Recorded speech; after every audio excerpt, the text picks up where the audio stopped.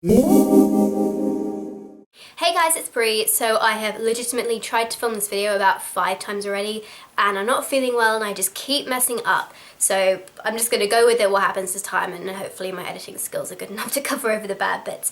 But today's video is going to be on period myths. So common myths that we have even in our society today in first world countries as well as the third world countries often influence what we think about girls and also make our opinions more along the lines of thinking that periods are unclean and dirty and it's just not good. So I'm going to kind of debunk some of these main and common myths that you often will hear about periods. But I did also ask you on my Facebook page to give me some of the quirky ones that you guys had heard. So hopefully I'll be able to say some of them because kind of funny actually, some of the ones I've read, but obviously it's serious if people believe them. So let's just get rid of some of those myths right now. Period myth number 1. You can't get pregnant if you have sex when you're on your period.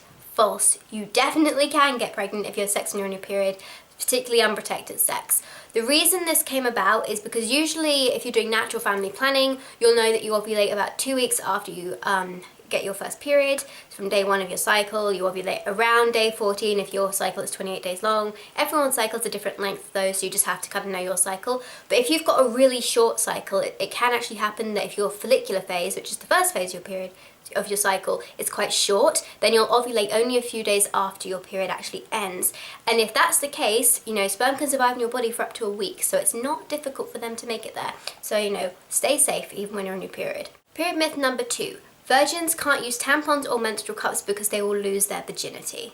First of all, virginity is just a word that we use to describe someone who has not had sexual intercourse. The only way you can lose your virginity is to have sex. You can't lose it by using a menstrual cup or a tampon. What can happen in those cases is you might tear or stretch your hymen, and the hymen is that bit of skin that often can bleed if you still have it intact when you have sex. That's why we tend to associate that with being a virgin, but it actually has nothing really to do with it. If you haven't had sex, you're still a virgin no matter what you're using for your period. Period myth number 3. You can't go swimming or have a bath when you have your period.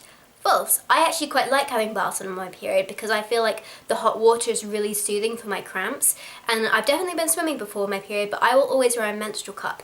There is a kind of a generally accepted, belief that if you're in the water, the fact that the water is much more dense outside your body keeps the blood in. However, I have to say, when I am having a bath, I can quite clearly see the blood going out into the water, so I'm not really sure if that is true or not.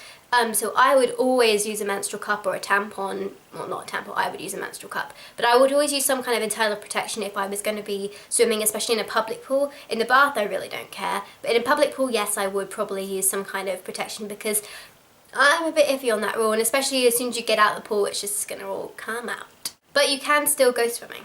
Period myth number 4. You can't do sports when you're on your period. Completely false. I often go to dancing. In fact, I always make myself go to dancing when I'm on my period because stretching and getting active actually helps to reduce cramps and makes you feel a little bit more comfortable.